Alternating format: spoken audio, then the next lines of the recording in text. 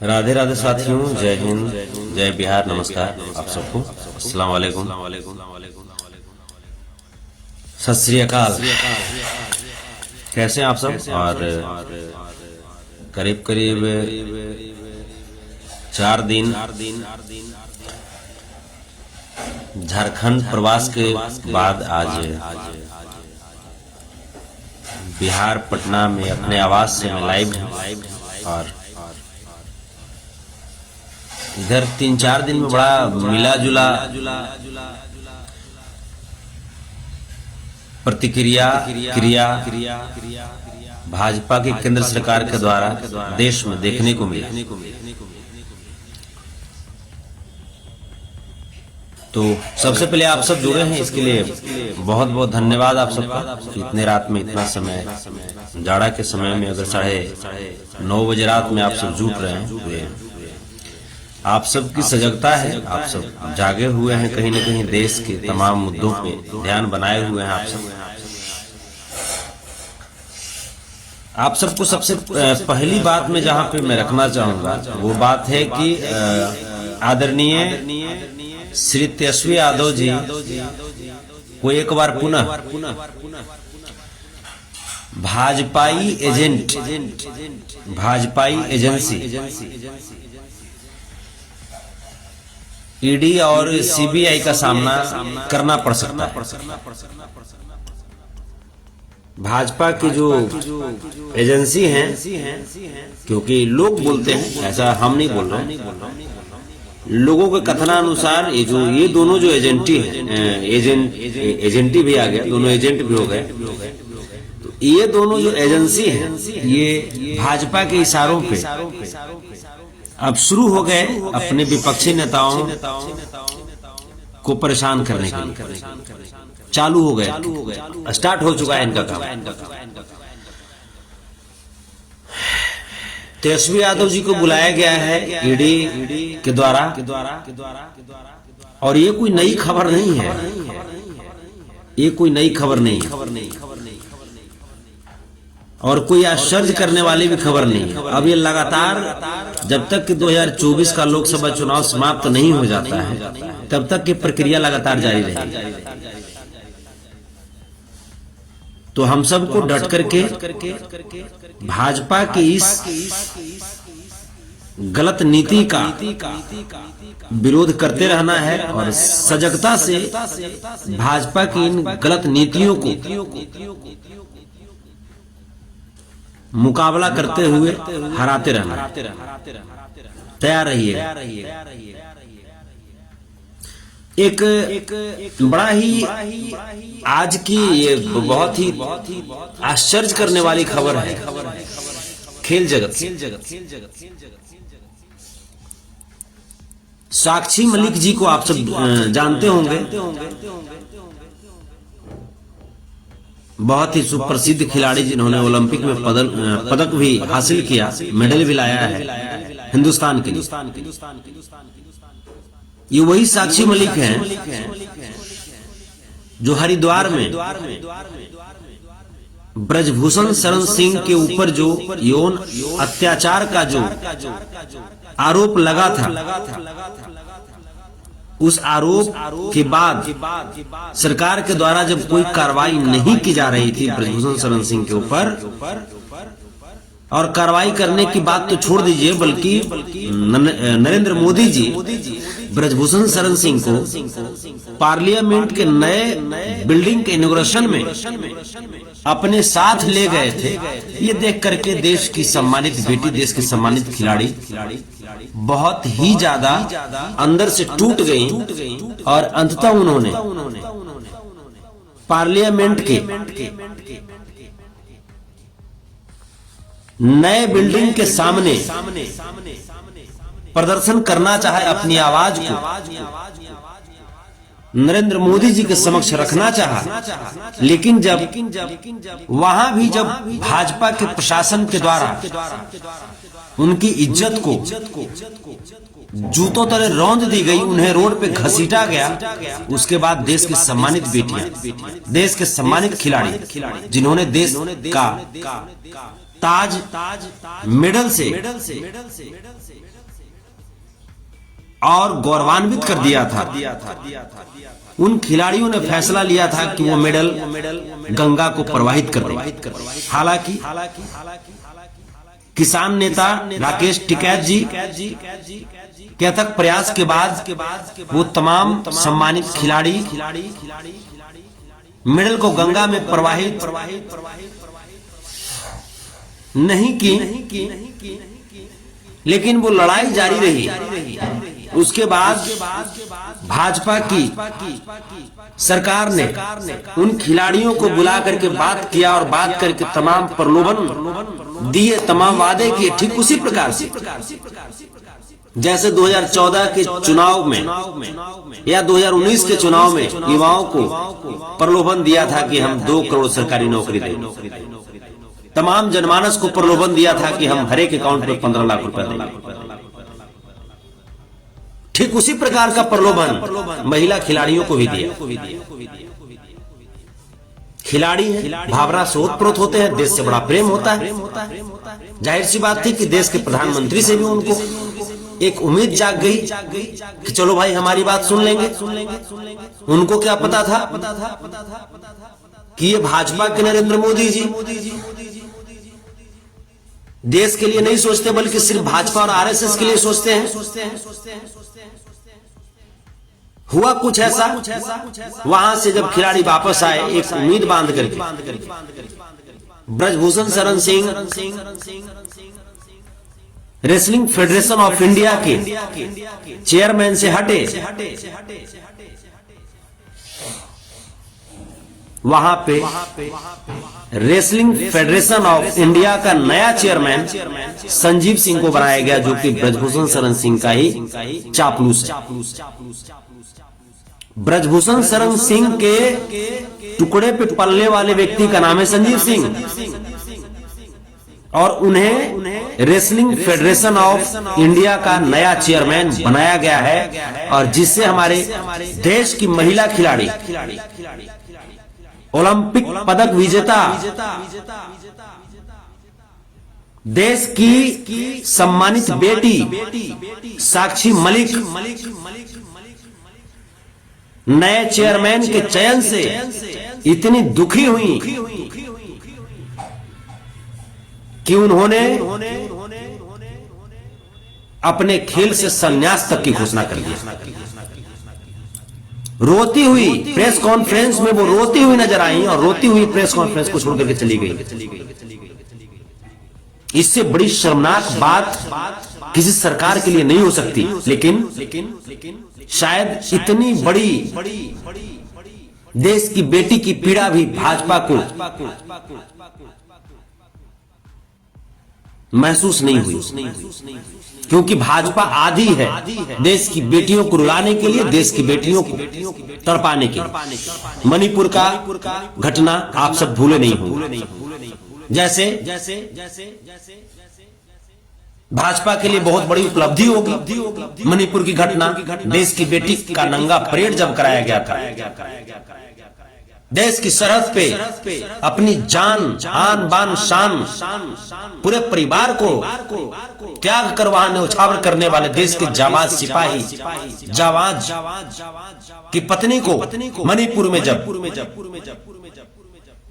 नंगा परेड कराया गया था, देश के तमाम बेटियों, तमाम बहनों, तमाम लोगों के सीने में एक ज्वाला धधक पड़ी।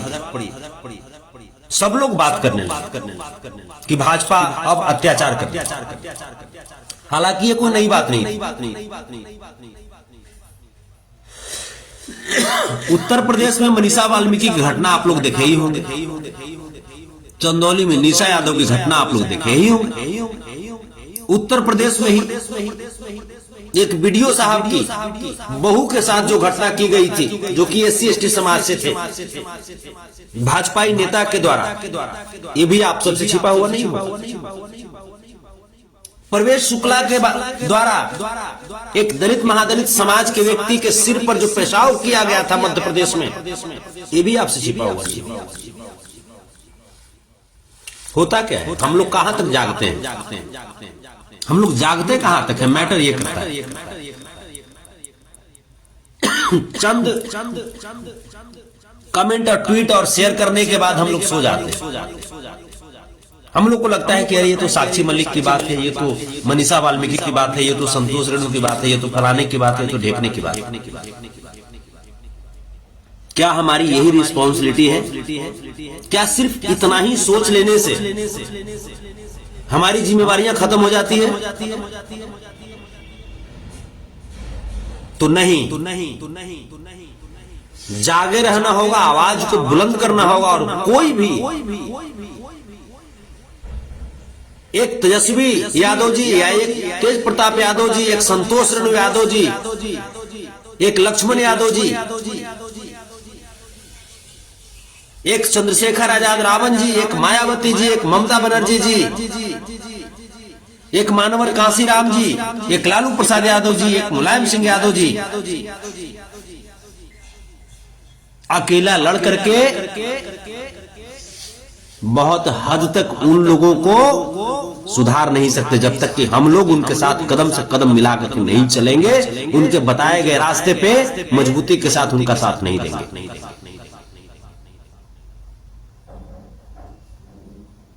आज साक्षी मलिक नहीं रोई है, बल्कि देश की पूरी आधी आबादी रोई है, देश की पूरी बेटियां रोई है। अगर यहां पे अगर हम इन आंसुओं के अंदर जो छिपी हुई पीड़ा है उसको अगर महसूस नहीं कर पाए तो फिर बहुत मुश्किल होगा, बहुत मुश्किल होगा।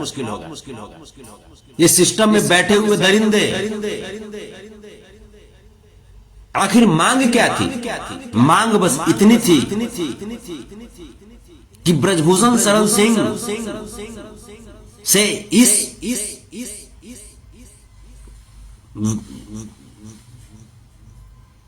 रेसलिंग फेडरेशन ऑफ इंडिया को मुक्त किया जाए।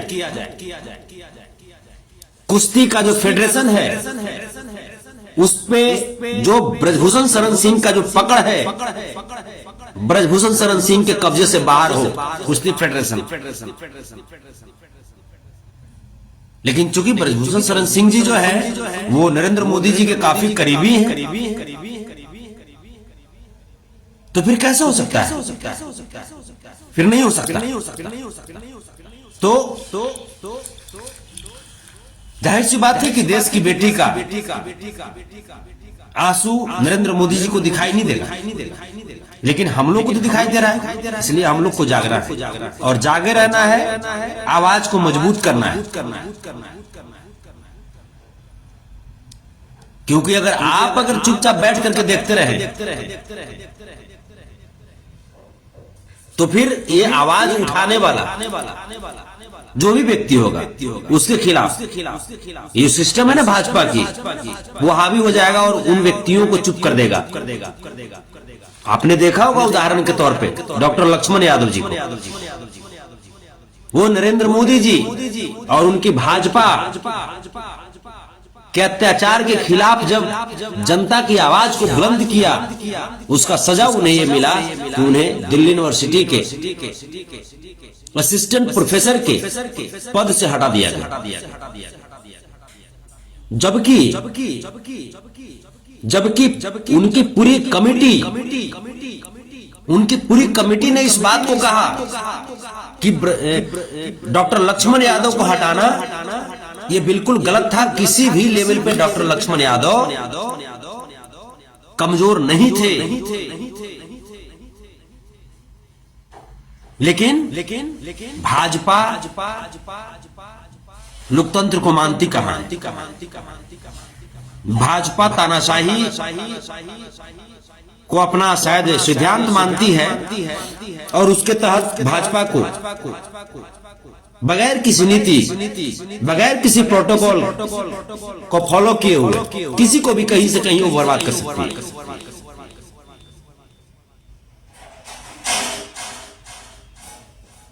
आज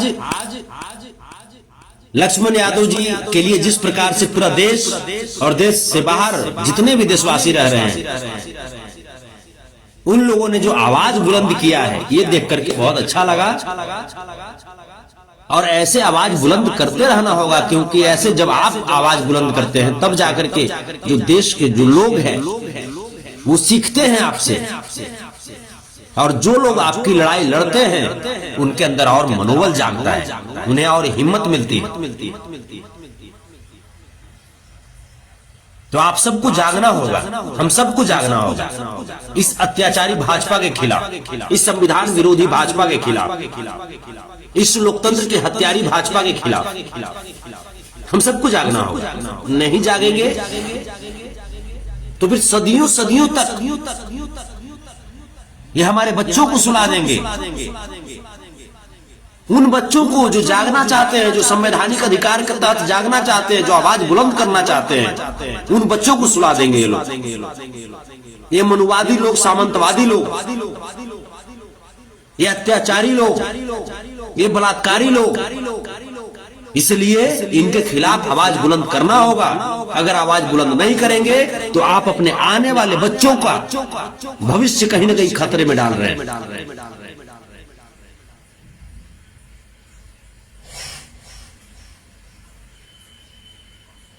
अभी के कुछ दिन पहले, अभी कुछ दिन पहले की बात है,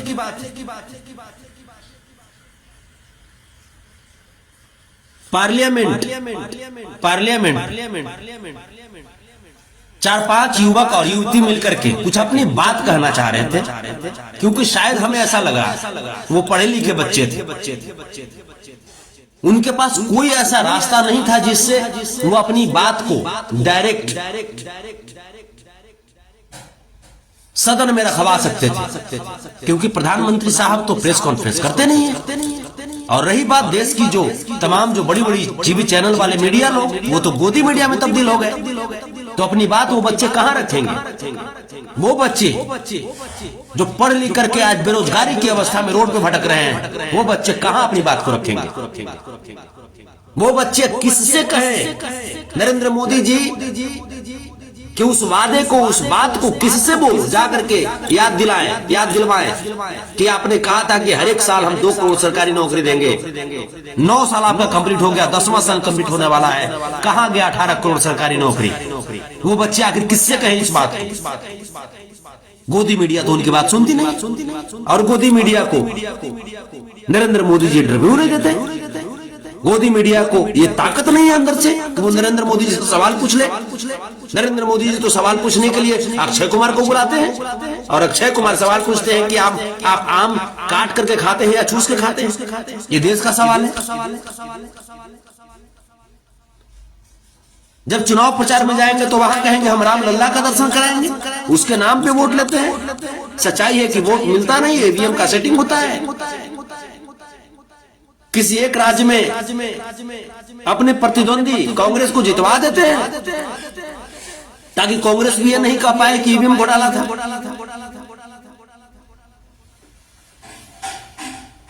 क्षेत्रीय जितने भी पार्टियां हैं उनको ये लोग विलुप्त करना चाहते हैं, चाहे वो जदयू हो, आरजेडी हो, समाजवादी पार्टी हो या कोई भी पार्टी हो, ये लोग विलुप्त करना चाहते हैं। क्षेत्रीय जो पार्टी है उसको ये लोग पॉलिटिकल हत्या करना चाहते हैं।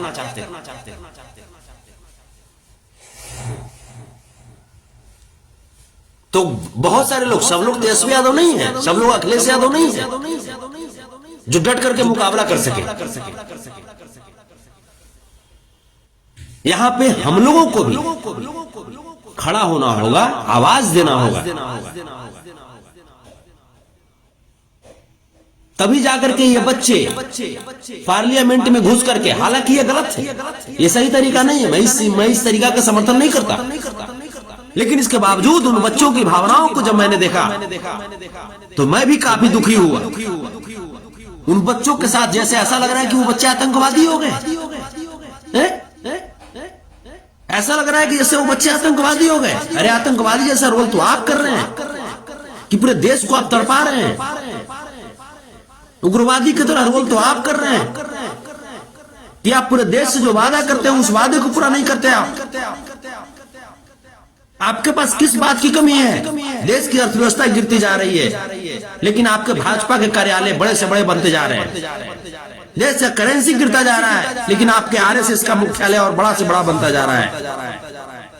आप क्या डेवलपमेंट कैसे होता है? जब आप क्या डेवलपमेंट होता है तो फिर देश में डेवलपमेंट क्यों नहीं होता? मैं आपसे पूछता हूं। टैक्स तो सभी लोग देते हैं, टैक्स तो वो बच्चे भी दे रहे होंगे जब कॉपी खरीद रहे होंगे, कलम खरीद रहे होंगे, टी शर्ट खरीद रहे होंगे, टैक्स तो देते हैं आपको। फिर उनका हक तो है आपसे सवाल करना, उनका हक तो है आपसे सवाल करना। फिर आप सवाल से क्यों भागते हो? उन बच्चों को हिरासत में लेकर के आप टॉर्चर क्यों करते हो? आप अपनी ड्यूटी से आप पीछे हट रहे हो, और जब बच्चे जाकर के आपसे सवाल पूछते हैं आपकी अपनी ड्यूटी, वो आपकी ड्यूटी को याद दिलाते हैं, आपके जगह पे वो ड्यूटी करते हैं, तो आप उनको हिरासत में ले लेते हो। और ये जब भाजपा की सरकार आती है तब जाकर के पार्लियामेंट इतना असुरक्षित क्यों हो जाता है? इसके पहले भी पार्लियामेंट पे हमला हुआ था, उस समय भी भाजपा की सरकार थी। कहीं ये भाजपा तो नहीं करवाती? कहीं ये भाजपा तो नहीं करवाती? देश में इस तरह का वातावरण आखिर क्यों पैदा होता है? मैं भाजपाइयों से पूछना चाहता हूं,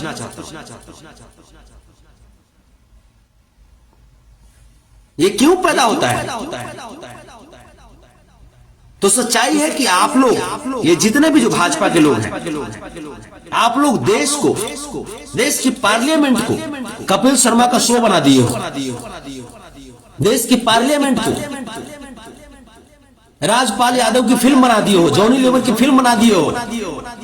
पर डे जाते हो वहां पे हंसी मजाक करते हो, क्योंकि आपको तो लगता है कि जनता मूर्ख,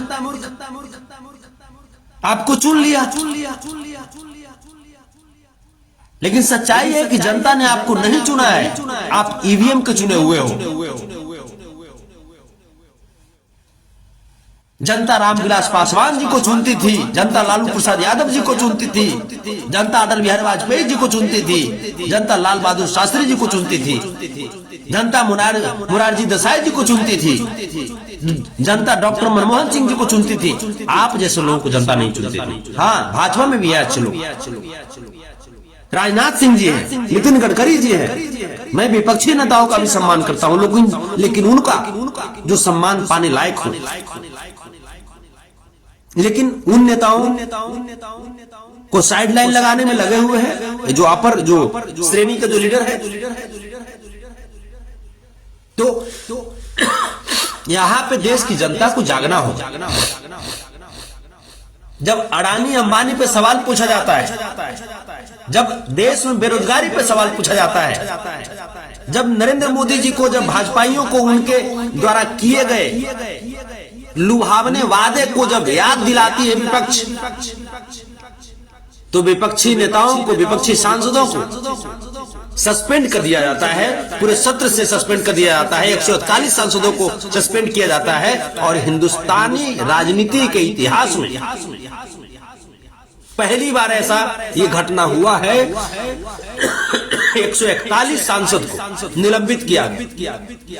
जिस दिन निलंबन हुआ है वो दिन काले अध्याय के रूप में हिंदुस्तान की राजनीति में अंकित होगा।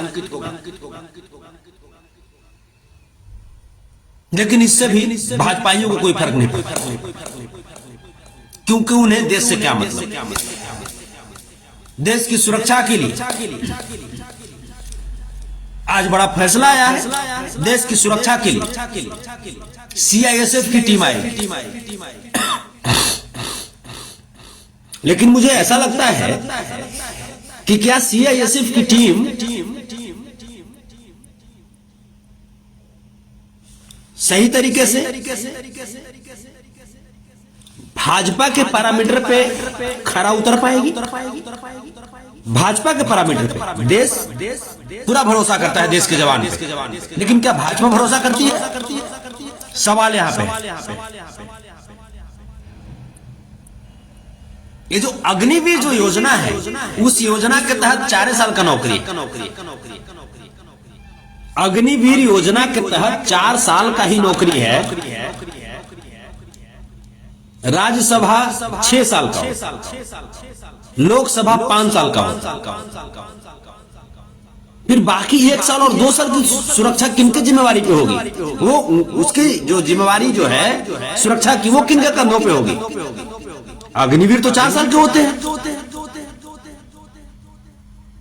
क्या नरेंद्र मोदी जी, मैं आपसे उम्मीद कर सकता हूं कि अब कम से कम जब सीआईएसएफ के ऊपर जब एक जिम्मेवारी दे रहे हैं तो अग्निवीर का कार्यकाल कम से कम 1 साल या 2 साल के लिए ही बढ़ा दीजिए? क्या उम्मीद कर सकते हैं आप पे? क्या आपसे ये उम्मीद रखे देश की जनता? जब आपकी सुरक्षा की बात आई तो तुरंत पार्लियामेंट को सुरक्षित कर दो। आम जनमानस की सुरक्षा की बात आई तो वहां पे भी आपको सोचना चाहिए ना, वहां पे भी आपको सोचना चाहिए, लेकिन आप नहीं सोचेंगे क्योंकि आप एक हिटलर शाही व्यवस्था यहां पे लाना चाहते हैं। आप एक सामंतवादी व्यवस्था इस देश में लाना चाहते हैं, आप एक मनुवादी व्यवस्था देश में लाना चाहते हैं। वही व्यवस्था जो 1990 के पहले हुआ करती थी, वही व्यवस्था जिस व्यवस्था के खिलाफ बाबा साहब भीमराव अम्बेडकर ने बिगुल फूका था, पेरियार ने बिगुल फूका था, महात्मा फूले ने बिगुल फूका था, लालू प्रसाद यादव जी ने बिगुल फूका था, मानवर काशीराम जी ने बिगुल फूका था। तो वही व्यवस्था को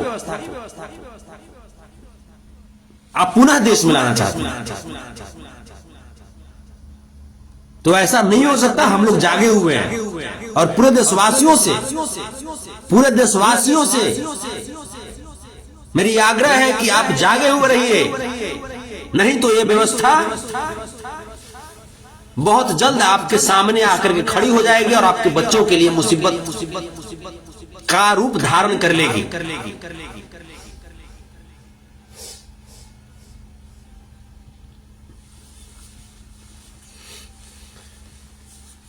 अभी एक खबर बिहार में भाजपा के सांसद हैं, नेता हैं, उनके द्वारा कुछ बातें कही जा रही है कि बिहार में 50 लाख लोगों को रामलला का मंदिर का दर्शन कराएंगे भाजपाई नेता। बड़ा ताज्जुब हुआ, बहुत ताज्जुब हुआ। मैं तो कहता हूं कि रामलला के मंदिर का दर्शन कराने के बजाय जो पैसा जो आता है वो पैसा उनके घर में दे दीजिए ना, उनके घर में दे दीजिए, कुछ उनका कष्ट दूर हो जाएगा। और रामलला के मंदिर का दर्शन आप कराएंगे भाजपाई लोग, हमें आप कराएंगे। भगवान श्री रामचंद्र जी का ससुराल हमारे यहाँ है, उनका ससुराल हमारे यहाँ है, बिहार में उनका ससुराल है। अरे हम लोग तो गीत गाते हैं, ये पहुना कुछ दिन मिथिले में रहू ना। आप दर्शन कराएंगे, उनसे हमारा पारिवारिक रिश्ता है और आप हमें दर्शन कराएंगे। ये जुमलेबाजी 2024 के लिए किए हैं क्या तय? 2024 के चुनाव के लिए क्या? 24 में जुमलेबाजी नहीं चलेगा, खास करके ये वाला नहीं चलेगा। कोई दूसरा बनवाइए, क्योंकि हम जानते हैं कि रामलला का जो मंदिर है ना, वो भाजपाइयों ने नहीं बनवाया है। ठीक है, जो लोग नहीं जानते वो लोग नहीं जानते, लेकिन हम लोग जानते हैं रामलला का जो मंदिर है वो भाजपाइयों ने नहीं बनवाया है। रामलला का मंदिर सुप्रीम कोर्ट के आदेश के बाद बना है और ये हमको पता है कि सुप्रीम कोर्ट से आप कितना थरथराते हैं। हमको ये भी पता है, हमको ये भी पता है कि सुप्रीम कोर्ट के द्वारा आपके नीति पे कितना करारा तमाचा मारा गया है, आपकी सोच पे ये भी जानता हूं, पूरा देश जानता है। इसलिए आप गुमराह मत कीजिए।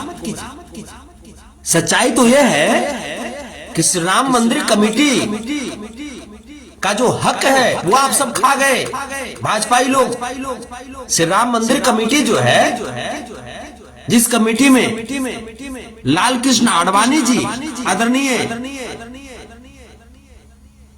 और आदरणीय मुरली मनोहर जोशी जी जिस कमेटी में थे, उस कमेटी का ये बयान है कि जो वर्तमान में जो भाजपा की जो सरकार है, जो भाजपा की जो एक पार्टी है, जो लॉबी है, वो राम मंदिर के नाम पर लाखों लाख करोड़ रुपए का घोटाला किया है। केवल आप सरकार से हट तो जाइए, तब तो पता चलेगा। अभी तो भाई अब सरकार में है तो खुद का तोता खुद आप उड़ा रहे हैं। सरकार से हट जाइए, उसके बाद तो आपको पता चलेगा कि वो तोता जो है मिट्ठू मिट्ठू कहती है या चिट्टू चिट्टू कहती है। जितने भी जो है ना आपके कठपुतली, ईडी, सीबीआई, ये सब सामने आएंगे, बस आपकी सरकार हट जाए। और अगर हिम्मत है, अगर ईवीएम में अगर घोटाला नहीं है तो ईवीएम को हटा दीजिए, हटा दीजिए ईवीएम को, तब समझ में आएगा आपको। रामलल्ला का दर्शन कराएंगे, आप दर्शन कराएंगे हमें रामलल्ला का। रामलल्ला हमारे दिल में बसते हैं। आप जैसे भ्रष्टाचारी लोग रामलल्ला का नाम नहीं लेते। रामलल्ला मर्यादा पुरुषोत्तम का नाम है। रामलल्ला वो हैं जिनके सिद्धांत में, जिनके विचार में एक शबरी माता के लिए भी उतना स्नेह और प्रेम और प्यार और सम्मान था। लेकिन आप क्या किए? आप क्या किए? आप तो उसी शबरी माता के वंशज को बलात्कार करके आपने मरवा दिया है। आप बात करेंगे रामलल्ला की? आप बात करेंगे रामलल्ला की? हैं? उसी शबरी माता के वंशज के द्वारा लिखा गया संविधान को आप खत्म करना चाहते हैं। आप बात करेंगे रामलल्ला की? रामलल्ला के विचार पे आप चलने की हिम्मत रखते हैं? रखते हैं हिम्मत? रामलल्ला वो हैं जिनके जीवन में हमने उनकी अर्धांगिनी दिया है। हम उस बिहार से आते हैं। आप बात करेंगे रामलल्ला की? फरेब बात करते हैं, फरेबी हो गए आप, झूठे कहीं के भाजपाई लोग। और जो भी नेता जो यहाँ पे जो बात करते हैं कि रामलल्ला का हम दर्शन कराएंगे, रामलल्ला सिर्फ आपके हैं क्या? आपके घर में जाकर के रामलल्ला जी बोले हैं क्या तुम दर्शन करा दो? अरे कभी आप अपने माता पिता जी को भी दर्शन करवा दीजिए। भाजपाई लोग सब कहना चाहते हैं कि कभी आप अपने अर्धांगिनी का भी सम्मान कर लीजिए। रामलल्ला तो अपने अर्धांगिनी के लिए रावण से युद्ध लड़े, अर्धांगिनी के मान सम्मान के लिए। भाजपाई लोग आप किससे युद्ध लड़ रहे हैं? आप अपनी अर्धांगिनी को कहा मान सम्मान दे रहे हैं? मैं पूछना चाहता हूं आपसे, जो आप रामलल्ला की बात कर रहे हैं, राम के नाम पे आपने जितना गंदा काम किया है, ये पूरा देश देख रहा है, पूरी दुनिया देख रही है। राम राज्य में आपने लक्ष्मण को तड़पाया है ना? आपने तो राम राज्य में लक्ष्मण को तड़पाया है। हम लोग नहीं देख रहे हैं क्या? आपने राम राज्य कहा करके, आप राम राज्य कहा करके देश की बेटियों का चीरहरण किया है। हम नहीं देख रहे हैं क्या?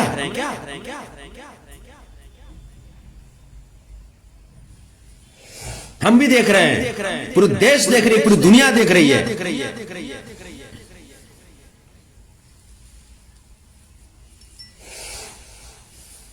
और तभी जाकर के आपके खिलाफ आज पूरी दुनिया एकजुट हो गई है, पूरे देश के लोग एकजुट हो गए हैं। और वो जो 141 सांसद है ना, वो सिर्फ एक सांसद नहीं है। आप इतना जान जाइए कि वो 141 सांसद 141 लोकसभा क्षेत्र के जनता का प्रतिनिधित्व करते हैं। वो 141 लोकसभा क्षेत्र के, राज्यसभा क्षेत्र के वो जनप्रतिनिधि है। आप 143 लोकसभा और राज्यसभा क्षेत्र की जनता को आप बाहर पार्लियामेंट से बाहर बैठाए हुए हैं। आप इतना जान जाइए नरेंद्र मोदी जी, और इसका परिणाम आपको भुगतना पड़ेगा 2024 के चुनाव में। जनता एक एक आपके काले कारनामे का बदला लेगी। इस बात को आपको भूलना नहीं है, चाहे आप कितना भी जुमलाबाजी आप कर लीजिए। और तभी जाकर के इंडिया गठबंधन, इंडिया अलायंस आज मजबूती के साथ एकजुटता दिखा रही है। इंडिया अलायंस की दिल्ली में जो बैठक हुई, तमाम ये गोदी मीडिया बोल रहे थे कि अखिलेश यादव नाराज हो गए, नीतीश कुमार नाराज हो गए, फलना नाराज हो गए, चिन्ना नाराज हो गए। गोदी मीडिया कुछ दिखाई दे रहा है? कुछ दिखाई दे रहा है कि नहीं दिखाई दे रहा है? या सत्ता के नशा में आप भी मदमस्त हो गए हो? आंख चौंधिया गया है क्या? तमाम विपक्षी नेता, तमाम इंडिया गठबंधन के सभी नेता, सभी प्रमुख दिल्ली में आयोजित बैठक में शामिल हुए और शामिल होकर के एकदम बिल्कुल पॉजिटिव सकारात्मक संकेत दिया कि सभी लोग इस अतताई, इस अत्याचारी भाजपा के खिलाफ खड़े हैं एकजुटता से, संविधान को बचाने को लेकर के, लोकतंत्र को बचाने को लेकर के सभी लोग पूरी तरीके से मुस्तैदी के साथ एकजुट हैं, खड़े हैं, देश की जनता के साथ खड़े हैं। तो गोदी मीडिया कम से कम एक आध बार तो छाप दो, एक आध बार तो बोल दो कि सभी अब अलायंस जो है, इंडिया अलायंस मजबूती के साथ आगे बढ़ रही है। ये भी तो बोल दो ना। नहीं बोलोगे क्या? कोई बात नहीं, आपकी बेबसी, आपकी मजबूरी हम जानते हैं, क्योंकि आप बोल दोगे तो आपके आगा के द्वारा जबरदस्त प्रहार आपको झेलना पड़ेगा। हाँ, हो सकता है कि आपके आका कान पकड़ के आपको दो चाटा लगा भी दे। हम समझते हैं एक चापलूसों की बेबसी क्या होती है, हमारा देश जानता है। एक चापलूस की वजह से देश को कितना नुकसान होता है।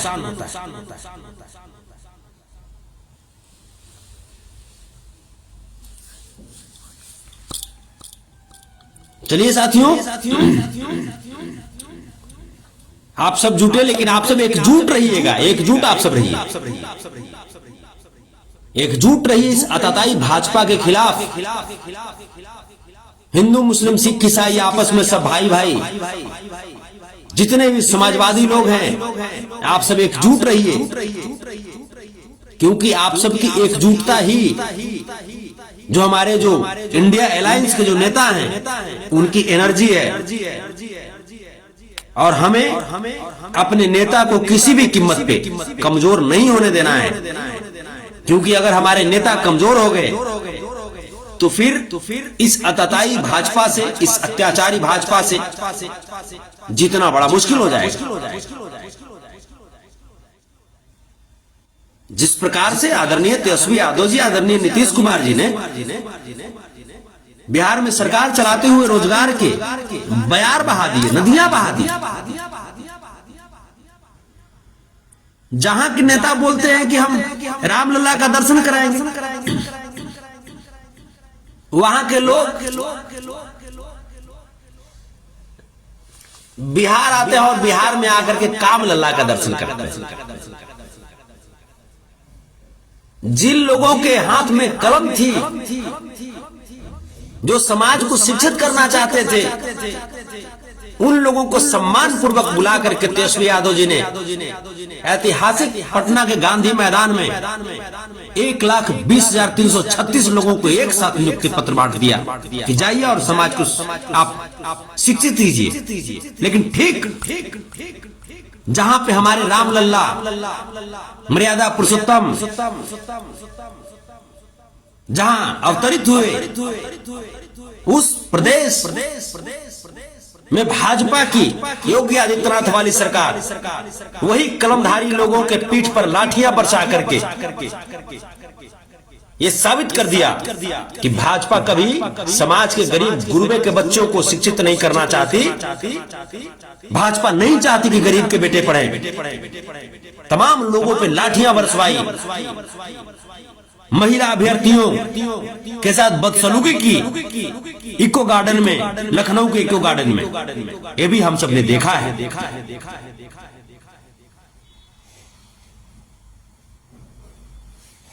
तो सड़क से लेकर के पार्लियामेंट तक, सड़क से लेकर के संसद तक भाजपा जिस प्रकार से असंवैधानिक और हैवानियत भरी नीति अपना रही है, ये भाजपा को बहुत भारी पड़ेगी। सड़क पर शिक्षक अभ्यर्थी को पीटती है, सड़क पर अपनी हक की बात कर रहे दिल्ली हरियाणा बॉर्डर पे किसानों को उग्रवादी आतंकवादी कहती है, आंसू गैस छोड़ करके उनका मनोबल तोड़ने का प्रयास करती है, पानी की बौछार फेंक करके मनोबल तोड़ने का प्रयास करती है। लेकिन फिर भी देश के किसान, वो जिद्दी किसान जो इस देश की मिट्टी से अपनी जिद्दीपन सीखे हैं, जो बंजर भूमि में भी सोना उगाना जानते हैं, वो किसान जो लगातार 1.5 साल तक सड़क पर रह करके अपनी बात को जबरदस्ती कहा था, क्योंकि उन्हें पता है कि कुछ बात कहने के लिए जबरदस्ती भी करना पड़ता है। अंग्रेज यूं ही देश को आजाद नहीं कर दिए थे, लड़ाई लड़ना पड़ा था। भगत सिंह जैसे वीरों को, चंद्रशेखर आजाद जैसे वीरों को, बाबू वीर कुंवर सिंह जैसे वीरों को, राम प्रताप यादव जैसे वीरों को, रानी लक्ष्मीबाई जैसे वीरांगनाओं को लड़ना पड़ा था। तब जाकर के देश को आजादी प्राप्त हुई। महात्मा गांधी जी जैसे, जवाहरलाल नेहरू जी जैसे वीरों को लड़ना पड़ा था, तब जाकर के देश को आजादी मिली। तो यहाँ पे किसान भी अपने आप को स्वतंत्रता सेनानी की तरह 1.5 साल तक दिल्ली हरियाणा बॉर्डर पे एकजुट ठंडा गर्मी बरसात में रखे थे। तब जाकर के भाजपा को थोड़ी सी नींद खुली। हालांकि उस समय तक किसानों को आतंकवादी की संज्ञा दे दिया था भाजपाइयों ने। तो सड़क पे भी भाजपा हैवानियत करती है, और पार्लियामेंट में भी रमेश बिधूड़ी के द्वारा एक अल्पसंख्यक समाज के सम्मानित सांसद को, मुसलमान समाज के सम्मानित सांसद को आतंकवादी, उग्रवादी, कटुआ, मुल्लक तक कहा भाजपा ने। उसके बावजूद हमारे मुसलमान समाज कमजोर नहीं, डिगे नहीं, उनका मनोबल नहीं टूटा, क्योंकि हम लोग उनके साथ थे। हम लोग उनके साथ थे, वो भी हमारे देश के अभिन्न अंग हैं। जब उनके ऊपर विपत्ति आएगी और जब हम लोग उनके साथ नहीं रहेंगे, तो फिर हम लोगों के ऊपर विपत्ति आएगी तो कौन साथ में खड़ा रहेगा। इसलिए जो भी हमारे बैकवर्ड समाज है, SC ST समाज है, अल्पसंख्यक समाज है, या सवर्ण समाज में भी जो समाजवादी विचारधारा के लोग हैं, उन लोगों को मजबूत करना ये हमारा जन्मसिद्ध अधिकार है, ये हमारा फर्ज है, और हम अपनी फर्ज को निभाते रहेंगे। बाबा साहब भीमराव अम्बेडकर द्वारा लिखित संविधान को मजबूत बनाते रहेंगे, लोकतंत्र को बचाने के लिए जद्दोजहद करते रहेंगे। चाहे इसके लिए अत्याचारी भाजपा जेल में डाले, चाहे इसके लिए अत्याचारी भाजपा पानी की बौछारें फेंके, चाहे इसके लिए अत्याचारी भाजपा का आंसू गैस झेलना पड़े, या तमाम तरह के आपत्तिजनक शब्दों को झेलना पड़े, लेकिन हम अपने कर्म और अपने फर्ज से पीछे नहीं हटेंगे। इस बात को हम सबको मानना होगा, हम सबको मानना होगा। जब तक नहीं मानेंगे तब तक ये अत्याचारी भाजपा को हम हरा नहीं पाएंगे। इसलिए सब लोग एकजुट होकर के, जितने भी लोग हैं, चाहे वो बैकवर्ड समाज के लोग हैं, चाहे वो SC ST समाज के लोग हैं, चाहे माइनॉरिटी समाज के लोग हैं, या सवर्ण समाज में भी जो समाजवादी विचारधारा के लोग हैं, वे लोग एकजुट हो जाएं। ये एकजुट होने का वक्त अब आ गया है। 2024 का चुनाव बहुत नजदीक है। जो वादे जो आपके साथ लुभावने वादे किया भाजपा ने, और जिन वादों को पूरा नहीं किया, एक भी वादा पूरा नहीं किया, तो जो भी भाजपा के नेता हैं जो बोलते हैं उनसे सवाल जरूर पूछिए। सोशल मीडिया आपके पास एक खुद का चैनल है, अपना फेसबुक पे खुद बोलिए आप। क्यों हम गोदी मीडिया का इंतजार करेंगे? खुद बोलिए, खुद ट्वीट कीजिए, वो आपकी ताकत है। उम्मीद है जहां तक भी वीडियो जाएगा आप सब जागेंगे और जाग करके अपनी आवाज को बुलंद करेंगे। जय हिंद, जय भारत साथियों। बहुत बहुत धन्यवाद जुड़ने के लिए। बहुत बहुत धन्यवाद। भारत माता की जय। प्रणाम। जय श्री कृष्ण। अल्लाह हाफिज।